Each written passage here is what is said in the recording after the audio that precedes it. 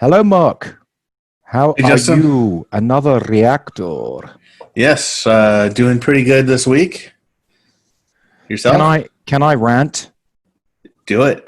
Please, I want to tell you that I started last month on the 23rd this Nugget Bootcamp thing, Yeah, and it is now the 13th of the next month, so 20 days, and I'm on page two and a half. page two and a half. Oh, you mean Well, you started making material? there's 9 pages, 7 lessons, Hmm. but I'm on page, sorry, three, the third, I'm halfway through the third page. Okay, so you've got some material to make. It's just taken so long, man. It's just like it took 2 days to put the hack in to make the academy work so that I could do this. Hmm. And then it's taken 18 days to do this, and it's just so slow. And like I'm gonna say half that time has just been thinking about how am I gonna phrase this, how am I gonna say this thing? Okay, so it's not like it's the quantity of it. It's just that you're spending a lot of time going back and forth. Yeah. I mean, I think it's I think it's going to be a bit like building software where you take a long time up front and then it all comes out quickly because the bulk of it I already have in Nugget. I'm just going to be copy pasting. But it's like Mm, the top and tailing is the difficult part. It's like how do I set this up? So right, that's what's taking time. Anyway, I'm just annoyed because it was meant to be just like a week right, sidebar. right. It's going to end up being way over a month. Yeah. Yikes. Anyway, we'll see. Um, yeah. Well, hope you get over that course designer's block. Hmm. Now, Everything fitting tell into me what a place. great week you've had and tell me how Okay. fantastic everything's going for you so that I can be supremely jealous Well, and to make you possibly feel good, upset. I'll start on a bad note, which is Yes. I didn't run at all, and that's because Oh. after I felt that little pull around my Achilles right before we talked last time, Hmm. the next day I was still kind of hobbling a bit, and I just thought, like, if I push now, like, especially given that I weigh quite a bit and all that, like, could easily be a muscle tear. So Yeah. I just, like hobbled a bit less the second day. And then starting day four, I started doing stretchers and foam rollers and like all that stuff, or stretching and foam rollers and all that stuff. Yeah. And gonna go jogging tomorrow probably. But I just, I probably could have gone yesterday or today, but I just didn't want to push it too much because just taking a week off of cardio, you lose very little. You lose like 5%. That's not bad news. That's good news. You've proven how smart you are, how caring of your body you are, and you've made the right choice of action. Well, I say That's that. sickeningly good. I say this because, or I do this because during Mid Autumn Festival a couple of years ago, I went with Yeah. my friends into the mountains in central Taiwan, and it was like really steep, and we got stuck, and I like pushed an SUV to get it moving Mm. up a hill, and it Okay. was really hard to get going. So I just kind of did this like just like really explosive movement Yeah. and felt like a serious pop, which was in my calf, and it was Whoa. that was like between a degree one, degree two uh, calf sprain, and I was able to walk, but it was like my ankle was flopping, and that took like almost a month before I was at 100% Huh. after. Okay. Yeah. So um, I mean, those kind of injuries, they can really get you. Like, I mean, you know my story about the walking desk. I was out oh for a few. right, that one's so weird though because that's the opposite. Like instead of doing some crazy intense explosive activity, you just made your desk too slow or something. So, You but spent too many hours on I it. knocked myself out for months, just because I just walked a whole day on a really slow walking desk. So, I know what it's like. I know what it's like. Yeah, yeah. So that's the downer part, but the good side, my new project, the starter kit, Phoenix Igniter, Yes. is now really alpha launched. And by really, I mean people can sign up for it directly instead of me just emailing existing people in the Alchemist Camp Okay, email great. list for it. What are we looking at? What's the numbers of that thing now? We are looking at about $500 so far. What? And So how many sales have you made? I've made either 6 or 7. I'm not sure. I say that Wow. because I've seen 6, but I've been getting one pretty reliably every day.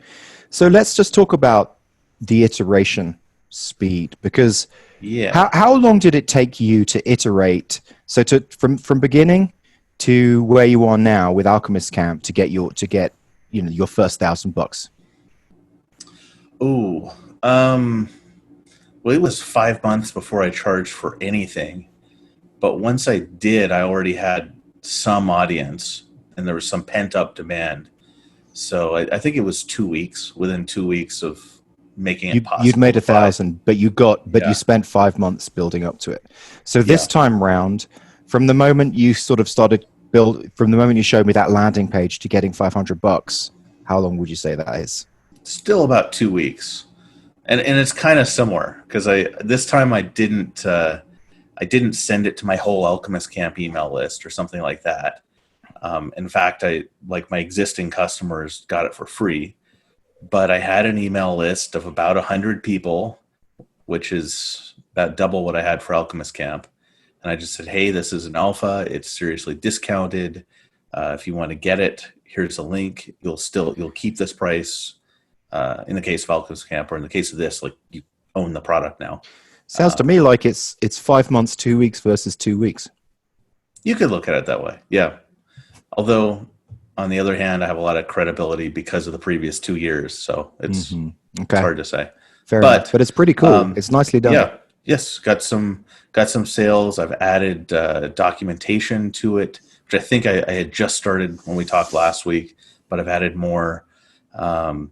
I have posted a pinned tweet on my Alchemist Camp Twitter about it. It's gotten 4 retweets already, and Alchemist Camp sales are also up. It's Nice. I'm up to 1380 MRR now. That's fantastic. So basically, more money from all sources. I'm happy for you, man. You've been working hard, and you've been dealing with some legal issues, and we're doing it all in this coronavirus climate. That's awesome. Yes, immigration issues, to clarify. I didn't do anything immigration. bad. Yeah. Yeah, you're trying to get away from the popo. Nope, I'm trying to stay. I just don't want to leave right now. Yeah, so all that, and then I also started a contract gig that I mentioned last time. So it's been a pretty busy week. Yeah, good contract gig. It is, because it's pretty cool, because I'm working with someone who's been using Elixir longer than me. Like he's been using it for like 5 years, and then he was an Erlang developer for 5 years before that, which is the same VM. So he knows the all the Erlang libraries that I could be dragging in, but usually I'm not if there's an Elixir one. So that's cool. So far the Elixir stuff has been totally familiar to me. So no issues, but I definitely feel like I need to level up my Bash scripting game a bit. Okay. Learn a bit more about Kubernetes, but other than that, it's all good. Mm-hmm. Cool. That's great. Great to hear. Yay. So yes, any updates on the diet? I'm sticking with it. Let me just have a quick look at. I just want to see what my percentages were. Okay. Your in range percentage. Yeah. So I always try. My goal is to just sort of keep it in a 70%. So let's see what I've got for the last 2 weeks. 84% in range. Oh, that's the second best I think that you've ever reported. Yeah. So that's good. Not too bad. I did forget to take my medicine for the last 2 days, so it's probably going to crash and burn for a little bit. But yeah, apart from that, things going well. I'm just sticking with the same chopped salad strategy. One thing that I added, I don't know if I mentioned to you, but there's a staircase outside our house. So we live in the mountains, and from the road, you go down a long staircase. It's about 22 steps. And so I basically sprint up that 10. At the moment, I'm sprinting up it 10 times a day. So I'm doing like 2 sets of 5. So sort of high intensity type of stuff. And I think that might be helping. Just keep. I bet it is. Just as long as you do your Achilles stretches. I haven't been doing that. Maybe I should do Maybe that. maybe what? Yeah, Okay, I'll do that. That's a good plan. That's a good plan. I've always been terrible at stretching, and I'm definitely not very flexible in that way. yeah. I always tend to put it off too, but I also intend to get better on that. So I have a quick question for you. It's a little Yeah, bit go for off it. the normal beaten path, but so what other podcasts do you listen to besides, you mentioned No Agenda several times. Is there anything else you listen to? Just no agenda. And even them, I'm starting to get a bit like irritated by. I mean, because they're so down on the media about coronavirus, and that Adam Curry is really on a kick about masks, about how how masks are like a symbol to muzzle the people. You know, Oh, okay. That's a little bit extreme. and he's like playing clips about how cults use masks to like get rid of your to sort of get rid of your ego and help you become compliant. And it's just like It's a little weird, yeah. it's just slightly irritating because we don't really have a choice about wearing masks many of the time, and like I want to do it to keep my family happy. Well, And so also it's just making me feel bad well, listening to that stuff. even on his point, which is totally off the beaten path for what everyone else is worried about, but even on that point, I think the really authoritarian governments usually don't want you wearing masks. They want your face visible, and they want you recorded at all times. Which is a very, very good point. That's a Like very in good point. fact, it was like that was a big thing in Hong Kong. It was like people were not allowed to wear masks when the outbreak was like first really happening. That's interesting. Yeah, that is Yeah. very, very interesting point. But yeah, I mean, so yeah, I generally do like them. But you know how, like, even when you have a really good friend, like Hmm. sometimes they might just get on a kick, and you're just like, oh, okay, Yeah, I'm yeah, just gonna yeah. not hang out with you until you get over that kick, and then I'll see you in another couple of weeks, kind of thing, or another month. I get annoyed at all kinds of podcasts and things online for different things. But one that I have not really been annoyed at, that I really have enjoyed recently, is called Does Not Compute. Hmm, okay. And I met it's two devs, although one of them leaves and then another one comes and replaces him, but it's always two devs. Hmm. And they have gone on Twitch the last two episodes, Oh, which was okay. really interesting because I've been listening for so long, and sometimes sending some tweets back and forth with them or DMing. But yeah, like they just I guess they don't edit at all. They just go live on Twitch, and it sounded just like their normal ones. It was Yeah, it's pretty cool because like I saw the dog like jump up on the podcaster. It's pretty fun. yeah. That's cool. Yeah, I Yeah. was looking at Twitch recently. Not for podcast reasons, but just looking at it. I was thinking about, because my kid plays a lot of Roblox, and I was wondering if there was any Roblox people playing on Twitch. Oh It's pretty cool. yeah. I've become super, like, I mean, I'm becoming a gamer in this whole coronavirus thing. Like, that's it. My kid's just listening here. He's just waving it. I think having a kid is what's making you a gamer. I mean, it is, especially a Roblox gamer. There's a couple of games that we play which are just so much fun. One of them is Naval Warfare. I recommend this to, like, he's 5 and I'm 50 something, and we absolutely love that game. We play that game together. It's so. Have you heard of Naval Warfare on Roblox? I haven't. I haven't. Okay, Well, so you showed me Roblox last time. let me like, can I tell you how Naval Yeah. Warfare is set up? Yeah. Yeah. So basically, it's like, okay, imagine like a battleship's board, right? Except there's no pegs. So there's like a big kind of board that's essentially the sea, but Uh-huh. it's a kind of 3D board. And then at each end of the board, there's a harbor. So there's a Japanese harbor and an American harbor, and you can choose. You can pick, Team Japan or Team USA, and each match lasts about 10 minutes. And what happens is there's 60 people playing at any one time. So when you jump in, it's up to 60 people. So 30 Oh people per wow. team, right? And it's not, it is strategy, but it's also live. So it's 100% live action and Hmm. 100% strategy. So I guess that's 50% of each. But anyway, it's ridiculously fun because you can choose to be in an aircraft carrier, a submarine, various different types of planes, or a battleship, and different ships and things. So, but let's say, for example, you get the aircraft carrier. Well, the aircraft carrier itself, people can teleport to that from the base when they die, and then they can spawn a plane. And then with the plane, they can go and bomb the harbor. But also, the aircraft carrier has 6 guns. It's got like a guided missile gun, a couple of other turret guns, and then you can drive it. And so one person gets the aircraft carrier, 6 people man it, a bunch of people teleport to it and fly planes from it, and they fly planes and attack the islands or the harbors. The islands start off as neutral, and you basically you've got A, B, and C. Like obviously, A is close to one end, and C is close to the other, and B is in the middle. And so you go and you've got to jump on. You fly a plane to an island, and you jump off the plane, and then you stand by the flag for like 30 seconds, and then you claim the island as yours, and then that means you can teleport to that island and fly planes. To the other island.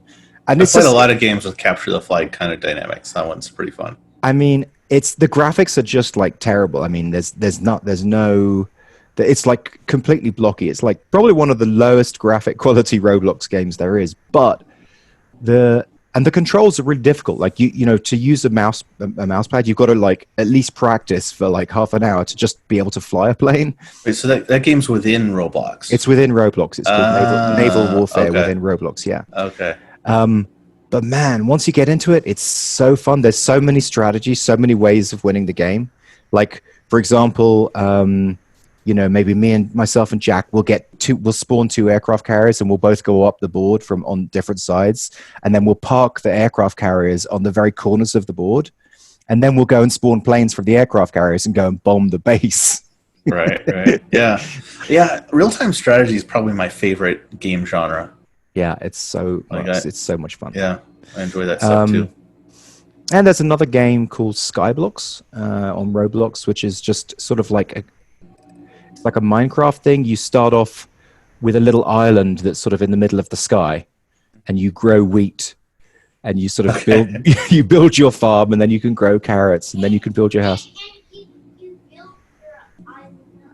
And you build your island up, is what Jack just said. We got some corrections. Yeah. You know, this reminds me of something that was on Hacker News this past week, which was someone asked, like, hey, is anyone not running in the cloud? Like, is anyone just not using AWS or Azure, or like any GCP, any of those? And the answers, like the affirmative answers, were almost all people running games. Yeah, that makes sense. Because they were like, yeah, like we have so much traffic, like not only would the hardware costs kill us, but like just the egress costs of sending the data out to the users would bury us because it's a freemium game or, you know, something like that. Yeah, that makes sense. I still really believe like game programmers are a special beast. Oh, they're awesome. I've never met any that like weren't awesome at whatever they were doing. And since I wasn't working on games, like I was meeting them at, you know, more traditional companies. Yeah, it's so cool. I mean, but Roblox is so, I think by kids, Roblox is completely a favorite. But I think by adults, Roblox is very underrated and unnoticed. It's something that's worth looking. It's got a lot of anthropological research opportunities, I think. For example, I mean, there's what's great about Roblox is kids can create games and they create games about anything and everything. Like, I've never seen such a wide variety of different social experiments in games. That is cool. So that's like a map editor, but way better. It's and so, for example, I'll give you an example. There's a game called Ooga Booga. Okay. No, wait. Is it Jack? Is it Booga Booga or Ooga Booga? It's Booga Booga. So you go in this game, and the whole context of the game is you're a Neanderthal, and you have a club, and you have to like slowly build your stack of fish or whatever. But when you first get into the game, it like you can kill each other, right? So you just sort of walk up to someone else and club them. And so it's completely, it's really interesting because it has this absolute Lord of the Flies dynamic where kids come on and they just start killing each other, and then gradually they sort of learn, wait a minute, you know, if I become part of a team, because you can become part of a tribe, and then I join the tribe, and then I help working with the tribe. So it's been super interesting to watch a 5-year-old play this game. and just get super frustrated and be killed and kill people, and then gradually move to the viewpoint of like working in a team context, and then finding people that he didn't want to kill, and then finding people, oh wait, they gave me stuff, they were nice to me. And so it's just this Oh, that's super cool. interesting, and that's just Yeah. one anthropological experience. Well, I mean, some of my first online gaming experiences as a teenager were pretty bad because it's like Diablo. Like I don't know if you know about that game, but it's It's that's quite like demonic, right? yeah. It's literally the devil is the name. You're basically defending you're going into a dungeon and killing a whole bunch of monsters and Hmm. demons, and you go up to the town and buy armor and buy weapons. And anyway, like my first experience, like single player, was a great game, and so was a sequel.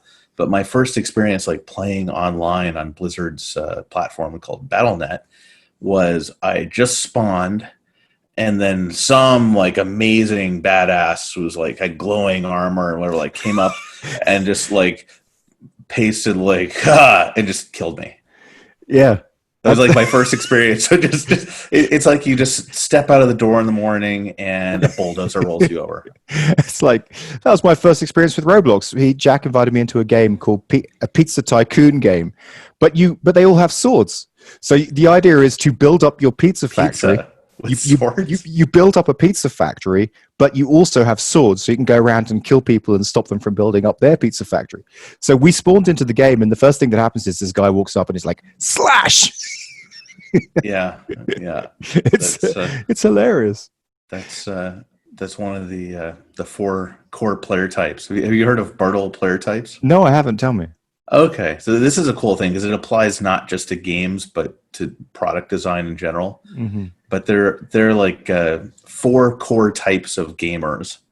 There's the achiever who like wants to have the best character possible or complete every single quest, that kind of thing. And then there's a socializer who just wants to go to the game and socialize with everyone else. And then there's an explorer who wants to be the person who finds a magic portal to the secret level and do those interesting things in the game, discover things about it no one else knows, find the glitches in racing games that let you teleport or whatever. Then there's the killer, where their goal is not to become a badass themselves, but just to kill other players, preferably those who've invested a lot of time building up their characters. And it's actually really important for game design. Like how do you set it up?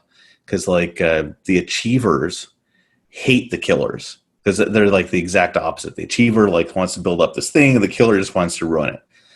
If you have a game that's friendly to socializers, they'll just flood the whole thing because socializers bring in more socializers. They just want to like hang out and socialize all the time. Hmm. So sometimes you want to increase the number of killers a bit to like thin them out.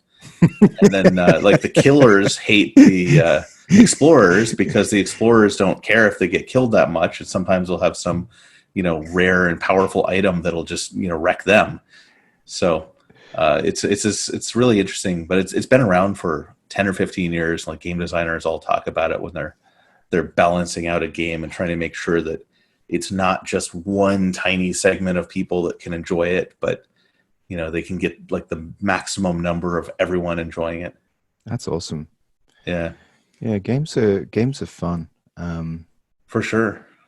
I was thinking, you reminded me about something. I was thinking about a blog post that I want to write. Are you a passionist or a pragmatist? I'm sort of, as I like talk and meet with founders, I get a sense that some of them are passionists and they follow the madness, and some of them are pragmatists and they sort of follow the money. And I wonder, would you class yourself as a passionist or a pragmatist? So I think I've heard this terminology before. It's like the Oh, missionary versus the mercenary. okay, maybe. Yeah, I don't know. I thought Yeah. I was making something up, but yeah, probably. So I definitely lean more towards the missionary side. I am getting a little bit. I'm getting more pragmatic, but I still don't think I'm like totally on the mercenary side or even close. Hmm. Yeah.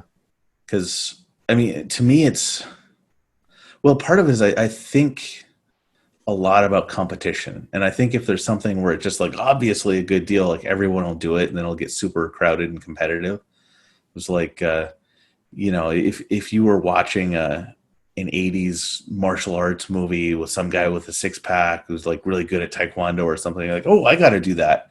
By the time you do it, that thing's already over, and like the people are It matters to imitating you a lot Schwarzenegger, the because same thing. your market's small, so competition is kind of important for you. Yeah. Although I think about it with like larger, more ambitious things too. Like if you were to start making like a remote work video chat app right now, I suspect you would have a rough going of it. If you started 6 months ago, then maybe this would be wonderful for you right now. Well, there's length, there's time to market, there's market size. All of these things are important factors. So, me making a task flow system, time to market is short, market is huge. I Yeah. only need a couple of thousand people. Making a video chat system, time to market is long, market is also huge. But people do get super entrenched, and it's kind of like difficult to switch them, I think. Yeah. So maybe the difference is like your market, your target market it's big and it doesn't really have network effects. Yeah. The video chat, like any chat, like two people are communicating anytime they use it. So there are all kinds of network effects built Yeah, in. it's true. Yeah. So like you'll always have this consolidation of chat tools. Maybe it's like hyper regional. So, you'll have different ones here than you would there. But I think There's specialist chat tools. I was even thinking that there's specialist ones. Yeah. Someone should make this. Here's an idea for you right now, not for you, but for someone listening, for one of our 3 listeners. Friendsmeetfriends.com. Like, this is something that we need now in coronavirus, but also we just generally need a place where it's super easy to just set you like a paste bin. You create a page, like just a random thing, and then you send three friends who can then just schedule it together, because that's the pain, is like the back and forths of the emails. And I know that there's Calendly or whatever, but it's all too complicated and you got to sign up and blah blah blah. And so you can just send this one page to like 3 friends. Then you can schedule a time that you meet, and then boom, you're in a video chat together at that time, having a little cocktail party or virtual beer. Most of my friends use group chats for that, like just like a group line chat, It's or true, like if they're yeah. back in the US, a group Facebook chat. And then they Zoom, right? Well, or something like that.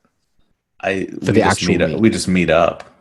Oh, well, I'm talking about virtual, right? The whole thing. Okay. I guess if the whole thing is virtual, then they probably agreed to, but then 5 minutes beforehand, they're like, oh, just give me 25 more minutes. And then it like drags into this horrible thing for an hour. I'm just saying, I think like there's an example of a niche video system that would be kind of cool, Yeah, that could be. If you could, what would you, I don't know what you'd build it on. You'd probably just have simple, you'd build it on Twilio or something. I don't know who does. Well, so you were talking to the guy for this. Okay. My ambitious and not so successful startup was video chat. Oh, really? Awesome. Yeah, it was video chat for language learners, and okay. I used Twilio. And when I had users, and I was like pretty hooked into Twilio, they increased their prices by more than 100x and made everything unsustainable. Yeah. I'm not kidding. They actually it was 2 things. They increased their price per API request by 100x, and they added a per minute charge to all of the free chats that I was offering other people. It was a low per minute charge, but it just completely business model breaking. Have you blogged about that? No, I haven't. That would be such a good blog post, because it's just like, I don't know. I don't know what the learning is. Maybe the learning is abstraction, like build abstraction into your system. Well, what the learning is, be really careful about trusting, your whole thing to a beta product that's owned by a big company. Yeah. The solution for me was just build from lower primitives and you like build my own turn server. And in fact, there's an open source one made by Google called CoTurn that's pretty good. But What's a there's a turn lot server? so the hard thing with peer-to-peer video chat, like if you're doing WebRTC video chat, is signaling. So it's like, can my computer know what its IP address is from the outside internet? For most computers, it's not a problem, but for about 10%, for maybe 25%, it's a bit of a problem, and they need what's called a stun server to tell them, hey, this is your external address, and then everything's okay. And there are free services that give you that, including one run by Google. I promise I'm not running a Google ad, but the really tough ones, which is usually when you're behind like some corporate firewall where they're just doing like there's a network address translator or stuff. You've got like weird stuff going on behind the corporate firewall on one or both sides. Then what you have to do is you just have to relay the server relay all the media for the users. So it's like user one is sending their video to your server, your video or your server is relaying that video to user two, and vice versa. And obviously that's more bandwidth and that's more expensive. And Twilio's video chat service, I think it's just called Twilio Video. Do you like my new Roblox avatar? Yes, I love it. Sorry, it's good for a rant to be stopped for here and there. But anyway, their service handled turn, and it handled stun, and it handled the idea of creating rooms and a whole bunch of other stuff. But I was building on Phoenix, which is great for like any WebSockety kind of thing. Gives you user presence automatically that's just built into the library. And I just worked on my own lower level signaling stuff and got something basically working, but I still didn't have a way to monetize all the free users. Well, that's really good to know that you know about that stuff in depth, because I often come up again with, in conversations with people, and especially things that we're thinking about for some of my main day jobs. At some point in the future where we might be thinking about some sort of video type stuff. And it's great to know that I've got access to an expert. So that is very cool. I wouldn't go that far, but I have struggled with it and put in many, many hours. Yes, that's what I like to hear. People who really understand the nuance. Because would you say you're where would you say you're at with it? Are you like an intermediate, like an advanced, an expert? I don't know. I don't even know how to explain it. That's like how do you explain your your skill or understanding of like web audio or something? It's okay. Yeah, it's difficult. Yeah. Like I know the common roadblocks. I know like that you do need stun servers and turn servers, and I know a number of open source things you can use to build them. And I definitely have no problems on the higher level stuff. Just the web server, and my favorite stack is pretty much ideal at it. Yeah. So, now, do you have anything to screen share today? Yeah, a little bit. Let me. I don't have anything. Off of the nothing. All right. Well, I'm just gonna screen share very quickly then. Yeah. So you will see my dashboard here. Yeah. 420 there. Ooh, that's good. Yes. I like it. Alchemist Camp is up a bit as well, which I told you. Twitter, like the followers are increasing, getting retweets. And Phoenix Igniter, oh man. Oh wait. No, nothing. Oh, nothing. No emails, nothing like that. I'm happy that's the case. The Phoenix Igniter app is a bit more set up, and you can see my own personal information there. I've got I think I already showed this part, the GitLab app here. Yep. So I may cut that out. then the docks. Have you seen this? Yeah, I saw this. I saw this. Yeah. Okay. In that But case, it looks good. Looks good.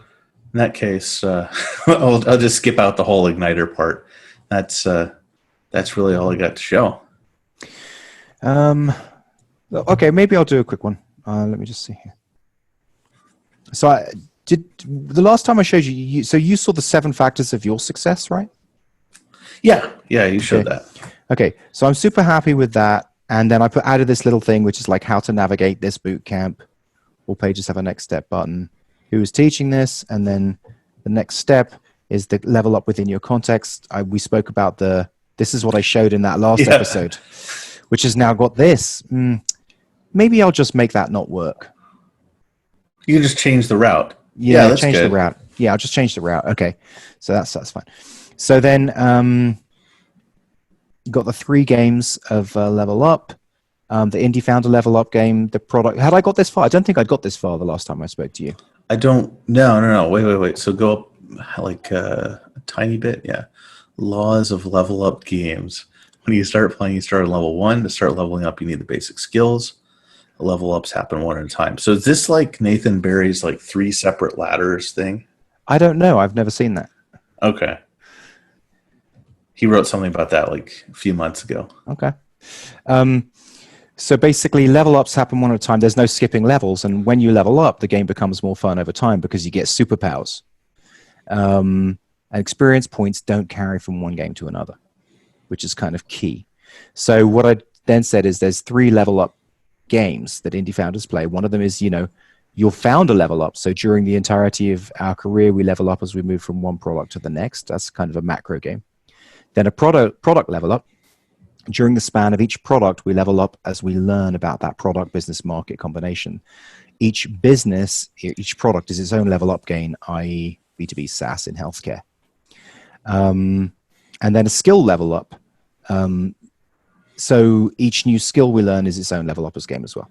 So then I just sort of speak about it. The indie founder level up, there's the basic levels here, starting at a noob. Sell one very simple thing. So Adam Wathan would be a noob.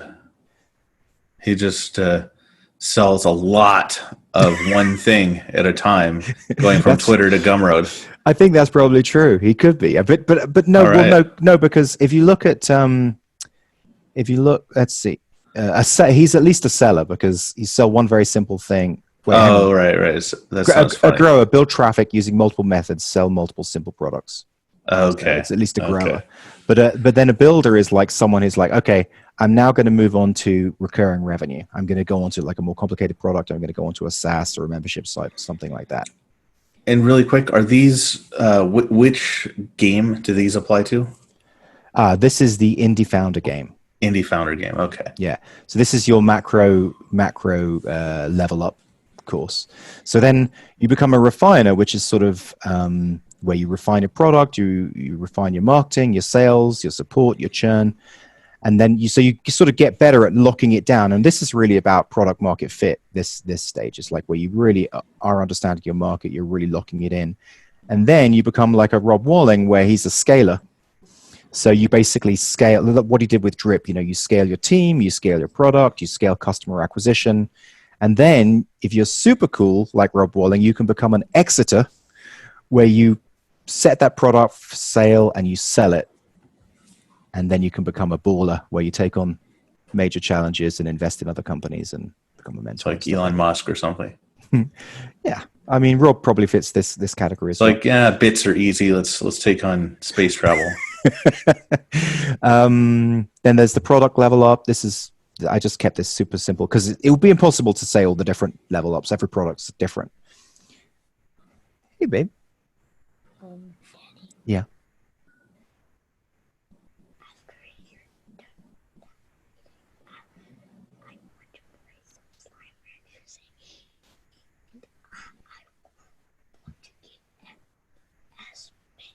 As many wild honey as I can. Okay. Slime ranchers that it is. So I'll be the king of wild honey. The king of wild honey. Okay, cool. All right. Deal. Yeah. So anyway, I mean, so you think you kind of have to read through it for it to make sense. But I think it is it's well.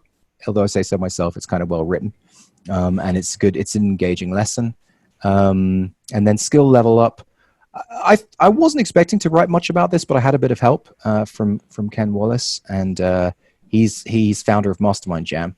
I just showed him the page, and I just in skill level up, I just said, to do probably not much to say, and then he kind of wrote back and said, oh no, you could say this, so that really helped. So I think that's kind of cool. Yeah, so that's Neat. it.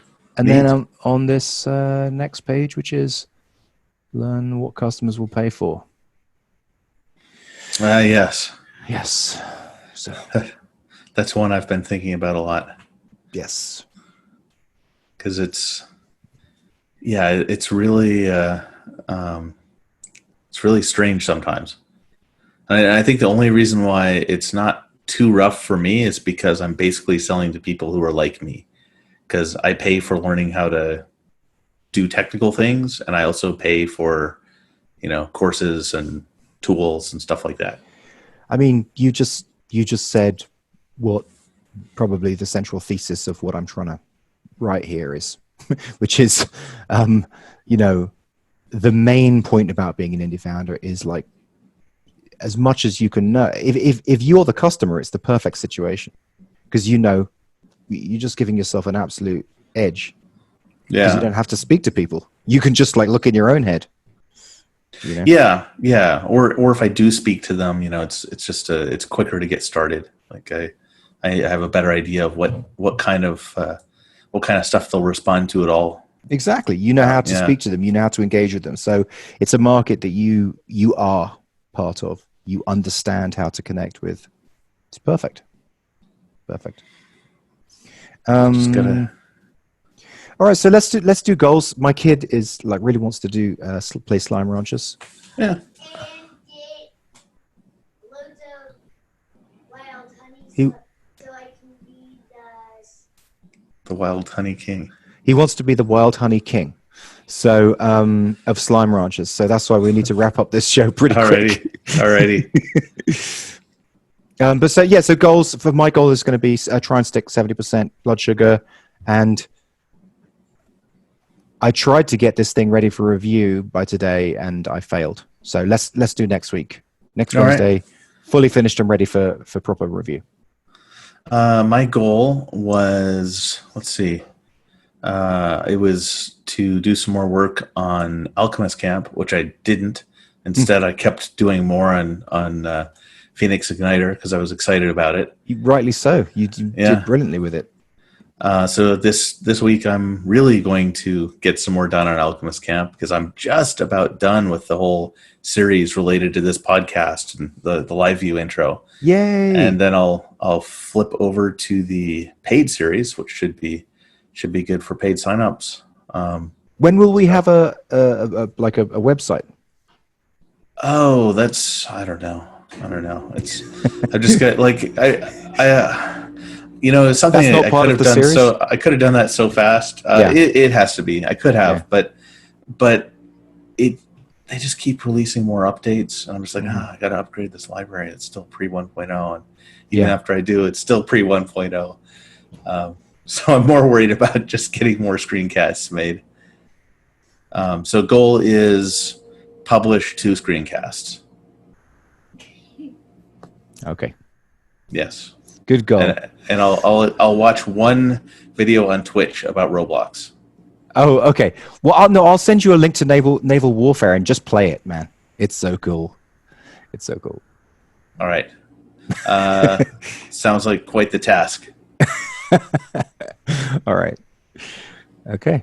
All right. Well, Goodbye. see ya.